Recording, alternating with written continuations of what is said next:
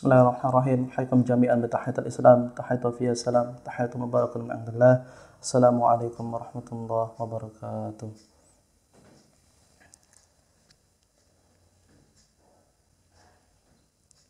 Alhamdulillahirabbil alamin.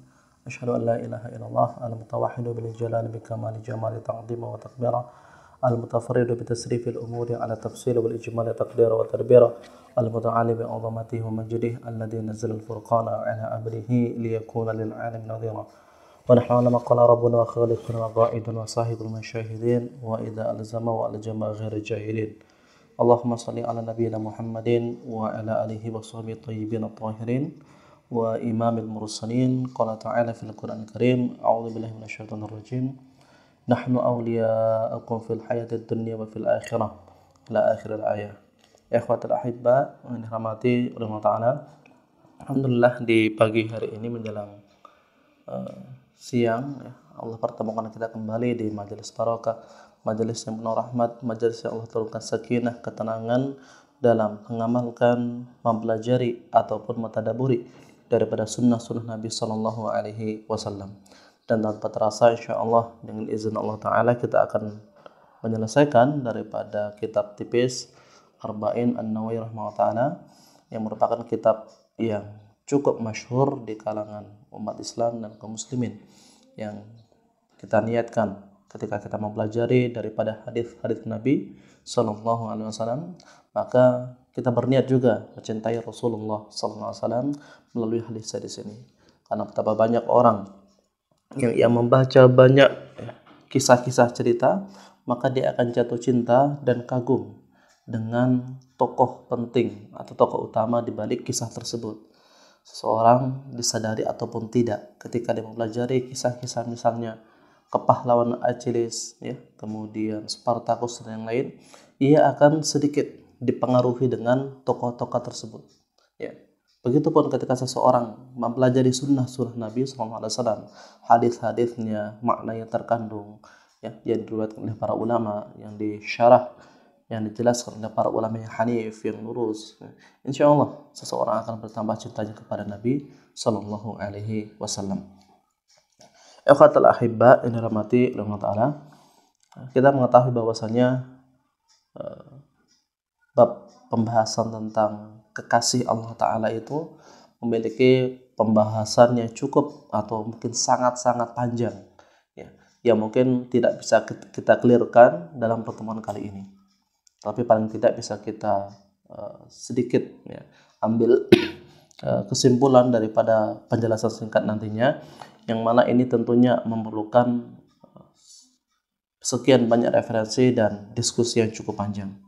Ikhwatal ahibba yang dirahmati oleh Allah Ta'ala, disadari ataupun tidak, ya, disadari ataupun tidak, umat Islam dan kaum muslimin berbeda pendapat tentang adanya kekasih Allah Ta'ala atau wali Allah Ta'ala. Ya. Kita perlu ketengahkan di awal ini supaya kita paham, ya, bahwasanya wali Allah itu ada, ya, tetapi adanya mereka itu memiliki pembahasan tersendiri. Ya, ada yang mengatakan bahwasanya wali Allah itu ahlu fiqih, ada yang mengatakan wali Allah itu ada yang diketahui ataupun yang tidak diketahui. Ya. Tetapi intinya ikhwatul ahibba yang dirahmati oleh Allah Ta'ala, aqidah Ahlussunnah wal Jamaah bersepakat, ya, meyakini dengan keyakinan yang lurus bahwasanya wali Allah itu ada, ya, dan wali Allah itu berbeda dengan orang-orang beriman pada umumnya, ya. Meskipun ketika Allah Ta'ala berfirman Allahu waliyul mu'minin, ya, Allah itu menjadi pengawal, menjadi walinya bagi orang-orang beriman. Yang maksud daripada ayat tersebut adalah semua orang beriman pada asalnya adalah wali Allah, ya, pada asalnya adalah wali Allah, ya. Tetapi standar atau kualitas mereka untuk menjadi wali Allah Ta'ala, itulah yang akan membedakan satu sama lainnya. Ya, kita akan masuk dulu ke hadis qudsi ini yang diriwayatkan oleh Abdurrahman bin Sakhr atau kita kenal sebagai Abu Hurairah radhiyallahu anhu, bahwasanya Rasulullah sallallahu alaihi wasallam bersabda, Allah Ta'ala berfirman, Innallaha Ta'ala qala, man adali waliyan, barang siapa sudah mengikrarkan kepadaku ya permusuhan terhadap kekasih-kekasihku, yaitu walinya, faqad adzantuhu bil harb, maka sungguh aku juga ya, mengumumkan ya perang terhadap siapa? Terhadap orang ini. Ya. Para ulama menafsirkan bahwasanya siapa yang memusuhi orang beriman berarti sama seperti memusuhi Allah Ta'ala. Siapa yang menabuh genderang perang kepada orang beriman berarti telah menabuh genderang perang terhadap Allah Azza wa Jalla.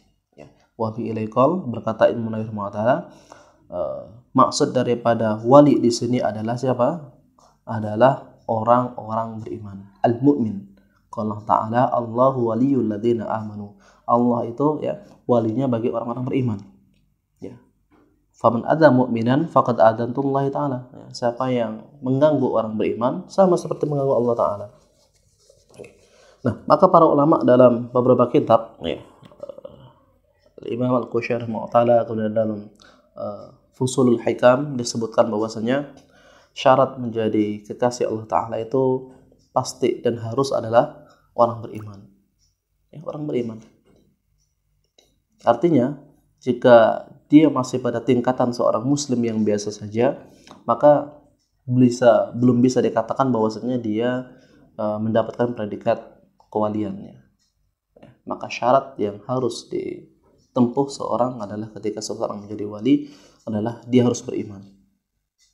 Ikhwatul ahibba dirahmati Allah Ta'ala, yang menarik bahwasanya apa sih perbedaan antara wali dan rasul? Ya, tentunya kita ketahui bahwasanya para ulama itu di dalam teks yang masyhur dikatakan wa anal anbiya war rasul antakuna mulhiran fi mu'jizatihi wa yajibu mulhiran ala ummatihi wa mukhalafah min awliya illahi ta'ala la takun wala tujib ya, la takun wala tujib an tudhiru fi ummati Muhammad sallallahu alaihi wasallam wa tudahiru al karamatihim seperti itu teksnya.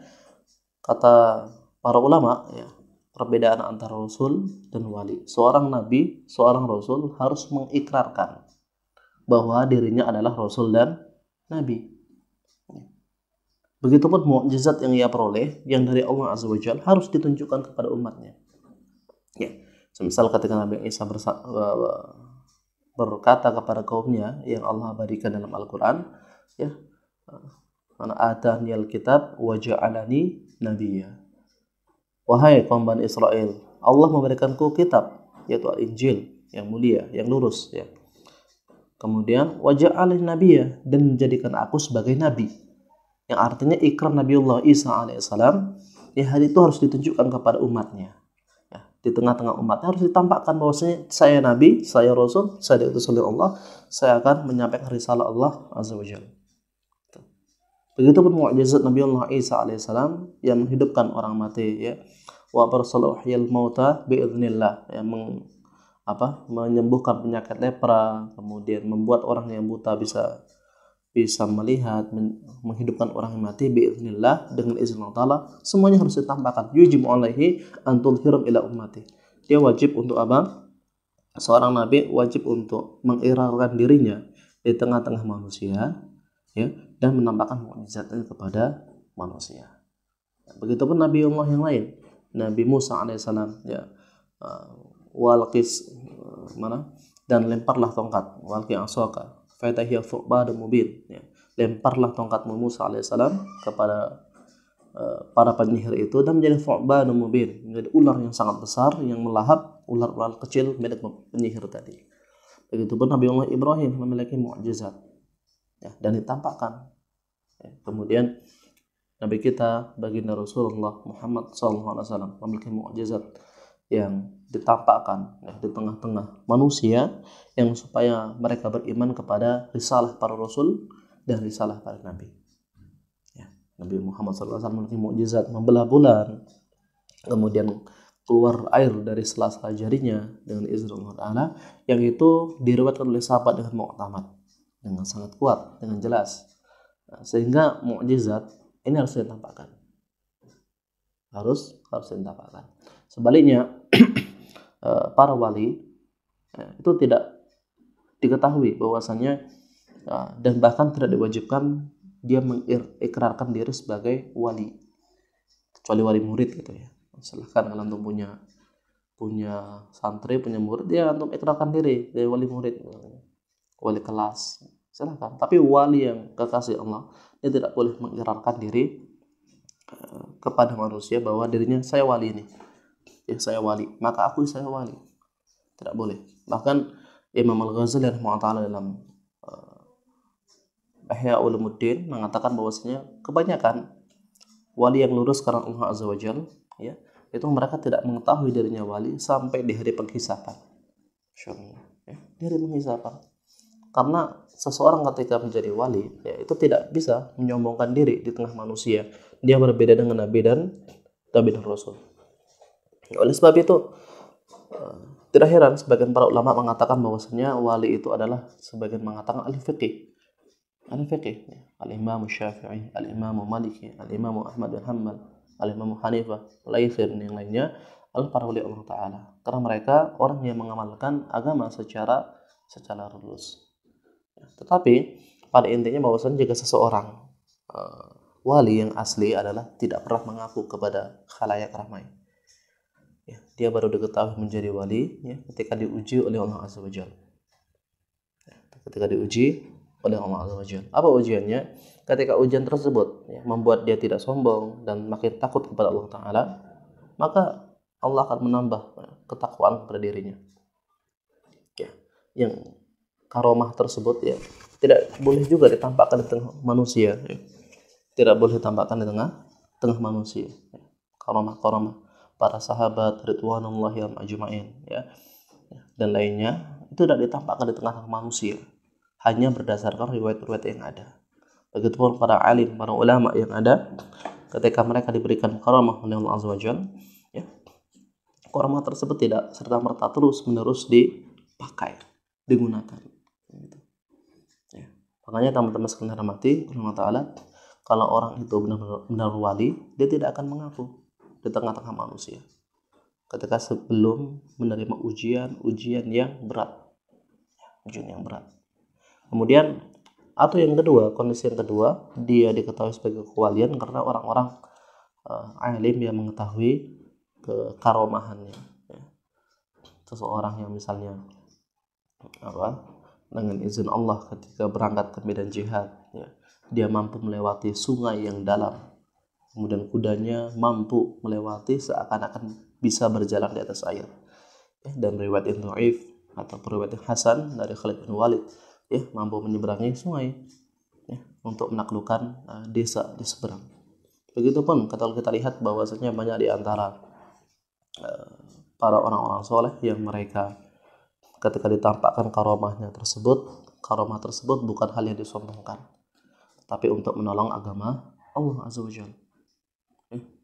Untuk menolong agama Allah Azza wa Jalla. Jika karomah tersebut sebaliknya ya, ditujukan untuk menghancurkan agama Allah Ta'ala, ya, kemudian merusak umat Muhammad SAW, itu bukan karomah. Itu bukan karomah, tapi kekuatan dari syaitan. Ya. Dia bukan wali Allah, tapi wali syaitan, wali iblis. Gitu. Maka ya khatul ahibba yang dirahmati Allah Ta'ala, rambu-rambu kewalian ini bisa kita telisik dalam beberapa banyak kitab ya, yang ditulis oleh para ulama yang pembahasan cukup panjang. Ya mungkin waktu kita tidak cukup di sini, tapi intinya bahwasanya kekasih Allah Ta'ala itu rata-rata hampir seluruhnya dia tidak sadar bahwa dia wali. Atau yang kedua, dia diketahui sebagai wali oleh orang yang lebih di atas levelnya. Ya. Seorang ulama A yang diketahui wali ketika apa? Seorang ulama yang di atasnya mengetahui bahwasanya dia wali Allah Ta'ala. Dan ketika dia memang menjadi wali, dia tidak menampakkan dirinya bahwasanya dia wali, dan menjaga karomahnya supaya tidak terkuak di tengah-tengah manusia. Karena hal itu tidak wajib, ya. La tujibu alaih. Dia tidak wajib untuk menampakkan di tengah-tengah umat Rasul sallallahu alaihi wasallam karomah-karomahnya. Maka ya khadil ahibah yang dirahmati Allah Ta'ala, banyak di antara orang-orang beriman yang terjatuh dalam perkara meremehkan para wali Allah Ta'ala. Mereka mengatakan bahwasanya wali Allah Ta'ala itu pada ahli fikih, kemudian meremehkan orang-orang yang berhijrah, tapi diberi kelebihan oleh Allah Ta'ala dengan satu kelebihan, dia mampu istiqomah dengan ibadahnya dan seterusnya. Atau kelompok yang kedua yang terlalu mengagung-agungkan para wali, sehingga apa? Sehingga terjatuh kepada bab ta'assub, bab fanatisme. Padahal para ulama mengatakan bahwasanya seorang wali tidak akan pernah menyalahi syariat atau membenci sunnah Nabi Sallallahu Alaihi Wasallam. Dia tidak akan menyalahi syariat. Seorang wali tidak akan menyalahi syariat Allah Azza wa Jalla. Dia tidak akan memusuhi sunnah Nabi Sallallahu Alaihi Wasallam. Dia akan berjalan lurus untuk menempuh jalan ridhonya Allah Azza wa Jalla. Maka ketahui, kata Imam Ghazali, wa in takuna waliyan, dan jika seorang wali itu dia memiliki kekhususan dalam artian karomah, maka fandur alama amali as-sunnah an-nabi sallallahu alaihi wasallam. Maka lihatlah ketika bagaimana dia mengamalkan sunnahnya Nabi sallallahu alaihi wasallam.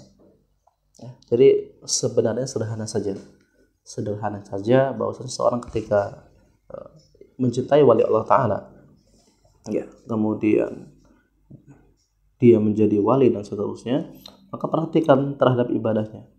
Kalau ibadah tersebut makin khusyuk, makin mendekati sunnah, maka dia wali Allah Ta'ala. Sebaliknya, jika makin jauh dari sunnah Nabi SAW, maka dia wali syaitan. Dan itu ujian bagi dirinya. Gitu.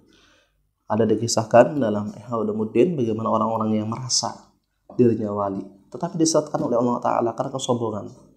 Dia bisa membelah pohon dengan tangannya tanpa bantuan alat misalnya. Kemudian dengan sebab itu dia minta diakui menjadi wali, sehingga manusia memberinya harta dan seterusnya.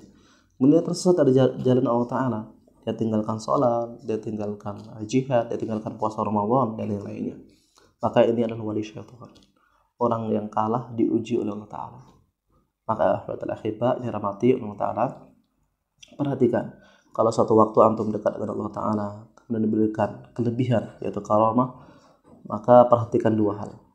Kalau antum takut dengan Allah Azza wa Jalla, maka bertambah keimanan dan takwaan karena kelebihan tersebut, maka itulah karamah yang tidak boleh ditambahkan di tengah-tengah manusia. Atau yang kedua, jangan makin sombong, makin takabur, makin merasa, saya orang hebat. Hati-hati. Nah, itu ujian Allah Ta'ala yang akan menyesatkan seseorang dari jalan Allah Azza wa Jalla. Maka ya khadra ahibba dirahmati oleh Allah Ta'ala. Nah, para ulama sepakat bahwasanya syarat sebagai orang yang ingin menempuh jalan menjadi kekasih Allah Ta'ala adalah orang-orang beriman. Dan orang-orang beriman yang Allah tegaskan di banyak sekali dalam firman-Nya dalam Al-Quran Al-Karim. Nah, barang siapa yang mengikrarkan diri untuk memerangi orang-orang beriman ini lurus nih, nggak salah ijtihadnya, amar ma'ruf nahi munkar. Kemudian seseorang, baik dia munafik ataupun orang kafir, mengikrarkan diri untuk memerangi kaum muslimin, maka Allah akan memerangi orang ini. Allah akan memerangi orang munafik, Allah akan memerangi orang-orang kafir. Maka berhati-hati dengan orang-orang beriman. Orang-orang beriman yang mereka meniti jalan sunnah Nabi Sallallahu Alaihi Wasallam, yang mereka tegak dengan sunnahnya, kemudian diperangi, dilarang pengajiannya, kemudian dipersekusi, kemudian dizalimi wilayah jamaahnya, kemudian dibuli, difitnah ustadznya dan seterusnya. Maka hati-hati, dia sudah mengikrarkan diri untuk berperang dengan Allah Azza wa Jalla. Dan jika seseorang berperang dengan Allah Azza wa Jalla, dia akan pernah menang. Tidak akan pernah menang. Wa ma taqarraba ilayya 'abdi bi syai'in ahabbu ilayya mimma iqtaraftuhu 'alaihi. Kata Nabi sallallahu alaihi wasallam dalam hadis qudsi ini, tidaklah seorang hamba itu mendekatkan diri takarub kepada Allah Azza wa Jalla ya, dengan sesuatu apapun itu ya, yang lebih Allah cintai daripada hal yang wajib, hal yang fardu. Ya, makanya syarat kedua setelah pertama beriman ya, syarat kedua yaitu menunaikan semua kewajiban yang Allah bebankan di punggung-punggung al-mukallafin ya, di punggung-punggung orang yang sudah diberikan kewajiban untuk mengerjakan perintah Allah Ta'ala tersebut. Karena Allah Ta'ala itu ketika ditakarubkan, kita ingin mendekati Allah Ta'ala, ingin makin dekat, makin khusyuk kepada Allah Azza wa Jalla dalam sebuah ibadah, yang paling utama, yang harus diutamakan adalah kewajiban ya, kewajiban kita pada Allah Azza wa Jalla ya, tunaikan semuanya. Salat fardunya tunaikan, puasa Ramadan tunaikan, hajinya tunaikan, adalah hal yang sangat dicintai oleh Allah Azza wa Jalla. Maka setelah syarat tadi sudah tunai kewajiban, maka ditambah yang berikutnya, yaitu apa? As-sunnah ya. Wala yazalu abdi yataqarrabu ilayya bin nawafil hatta uhibbah. Seorang hamba ketika dia mendawamkan, membiasakan untuk apa? Mengerjakan an-nawafil, amalan-amalan sunnah, zikir ya, kemudian sholat malam ya, kemudian puasa sunnah dan yang lainnya, juga Allah sukai sampai Allah cintai orang tersebut. Jadi cinta pertama adalah apa? Mengerjakan kewajiban. Cinta kedua mengerjakan sunnah ya, perkara-perkara yang sunnah. Makanya dalam thariqah sufiyah itu ditegaskan semua thariqah, Qadariyah, Naqsyabandiyah, Syadziliyah ya, Satiriyah ya, Samaniyah dan yang lainnya, semuanya pasti mewajibkan para saliknya, para muridnya dan yang lainnya, bahkan mursyidnya itu sudah selesai dalam bab wajib ya. Artinya tidak perlu mengingatkan dalam perkara harus jamaah, harus sholat 5 waktu, puasa Ramadan ya, kemudian zakat dan yang lainnya, sudah selesai di situ ya. Sehingga perkara-perkara zikir yang ada dalam thariqah itu ya, bukan perkara yang diwajibkan, tapi perkara sunnah yang seseorang terbiasa, yang harusnya terbiasa mengerjakan perkara sunnah, apalagi perkara yang wajib. Makanya kita lihat bahwasanya kenapa sih ada zikir la ilaha illallah 10.000 kali ya, kemudian zikir Allah dan seterusnya sekian ribu kali dan seterusnya, karena seharusnya orang beriman ketika sudah selesai dalam bab mengerjakan hal yang wajib, dia segera mengerjakan perkara yang sunnah, yang zikir, karena mengingat Allah Ta'ala ya, melalui zikir adalah sunnah ya, daripada kesunahan. Begitupun qiyamul lail dan yang lainnya merupakan satu usaha ya, melakukan amaliyah sunnah untuk mendekatkan diri kepada Allah Azza wa Jalla ya. Makanya ikhwatul ahibba ini rahmati Allah Ta'ala, seseorang nggak mungkin ya menjadi kekasih Allah Azza wa Jalla ketika dua-duanya dihilangkan. Dia tinggal yang sholat, tinggal yang zikir ya. Dan ini tentu sudah kita bahas di bab yang dulu tentang wali Allah Ta'ala ya, tentang orang yang mengaku ma'rifatullah dan yang lainnya, sudah kita bahas insyaallah. Baru kita ketengahkan teman-teman sekalian yang dalam hati Allah Ta'ala, orang beriman itu ketika dia merasa bahwasanya kewajiban dari Allah Ta'ala itu makin berat, dia makin senang. Misalnya tuh sholat wajib 5 waktu, beratnya apa? Beratnya Allah beri penyakit dari dirinya, batuk ya, panas, kemudian demam dan yang lainnya, dia makin senang dan tetap dikerjakan. Kenapa? Secara tidak sadar maka amalia sunnah akan keikut ketika makin sulit kewajiban tersebut. Inilah para ulama banyak menegaskan dalam risalah mereka. Ibnu Arabi mengatakan bahwa wan asobatul abdu ala musibatin kubra fi nawafilihi aw faraidihi. Jika seorang hamba dia didapatkan musibah yang gede, yang besar, yang luar biasa dalam perkara wajib, maka perkara sunnah itu ngikut. Perkara sunnah akan ikut. Coba kita sholat fardu dalam keadaan sehat dengan sholat fardu dalam keadaan sakit. Kalau dia imannya lurus, imannya benar, dia suduk, orang lurus nih, orang benar ya. Ketika dia dalam keadaan sehat, zikirnya mungkin nggak seberapa, mungkin dia lidahnya berzikir gitu ya, pikiran dan hatinya kadang zikir kadang nggak zikir gitu. Tapi ketika dia sakit, ketika habis sholat wajib, ya, kemudian dia berzikir, diresapi dengan sampai ke dalam, sampai ke hatinya, sampai menitik air matanya dan seterusnya. Dan inilah teman-teman sekalian rahmati Allah Ta'ala, musibah itu bukan sesuatu yang buruk kadang-kala. Musibah kadang sesuatu yang baik. Jika seseorang mengerjakan amal kewajiban, ya, dia mendapatkan musibah, ya, bencana dan seterusnya, maka itu jalan Allah Ta'ala untuk siapa? Untuk si orang ini, ayo kerjakan amal yang sunnah.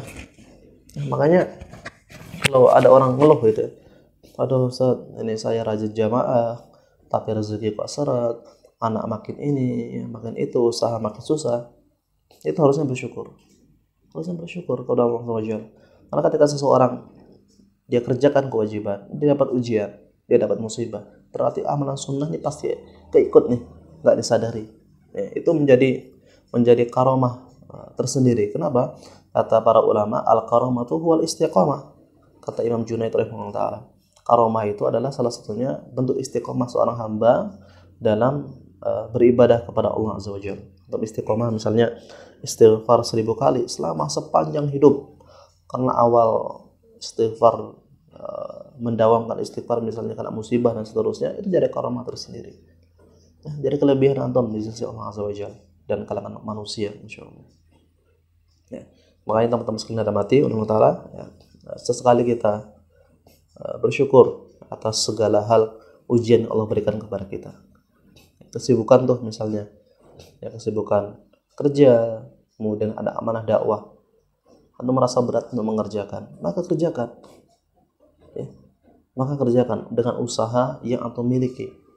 Karena nggak mungkin Allah memilih antum untuk mengerjakan amanah dakwah kecuali antum mampu, dan pasti yang sunnah itu akan keikut. Insyaallah. Ketika mungkin kesulitan mengucap hasbunallah wa ni'mal wakil, ni'mal maula wa ni'man nasir. Ucapan seperti itu adalah zikir. Ditulis di sisi Allah Ta'ala dengan timbangan berapa gunung Uhud, ya. Timbangan kebaikan dan seterusnya. Itu pun ketika berzikir, ya, kesulitan, ya, kesusahan, kepayahan ketika habis sholat fardu merupakan bentuk bagaimana ketika seseorang dia terbiasa mengerjakan amal yang fardu, maka yang sunnah akan terikut. Kata ahibah, kemudian Allah Ta'ala melanjutkan,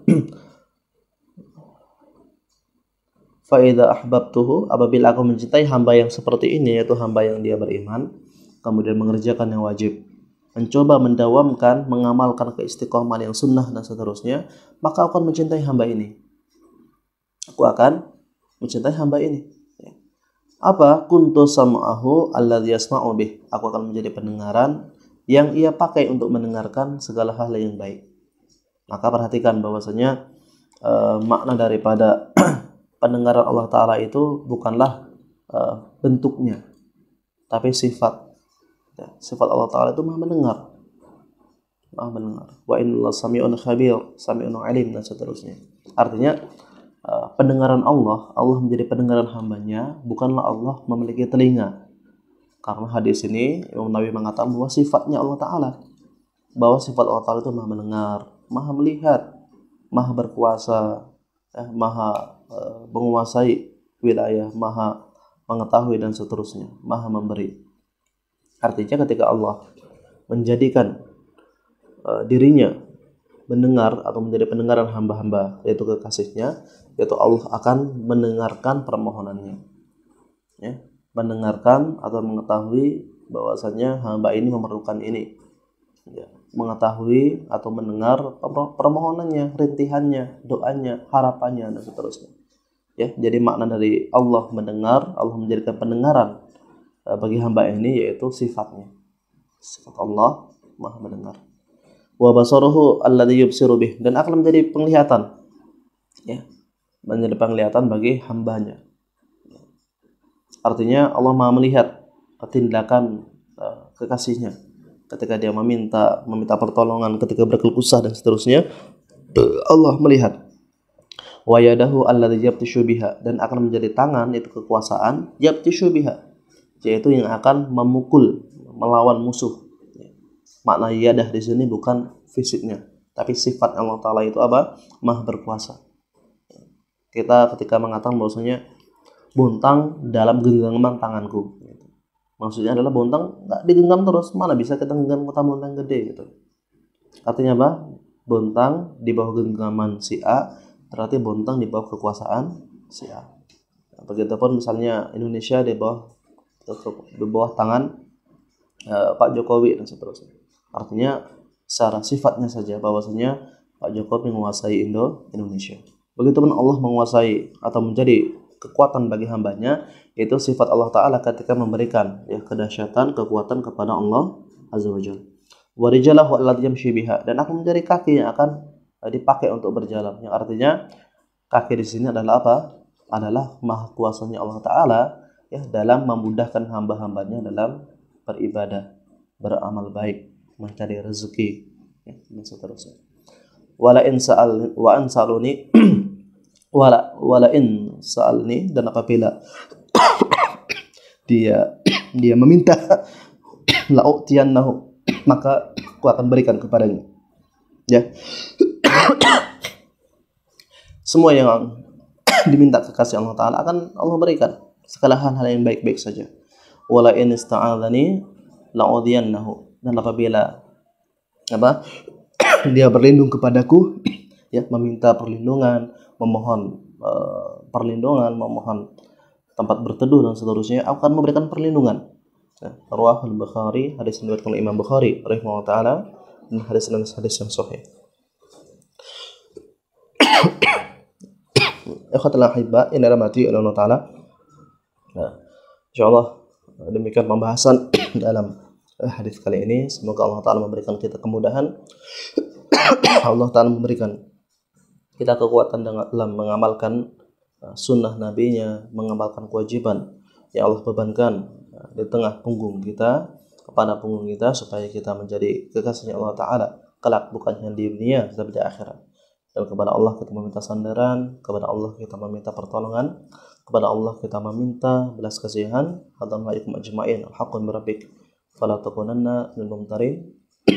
Assalamualaikum warahmatullahi wabarakatuh.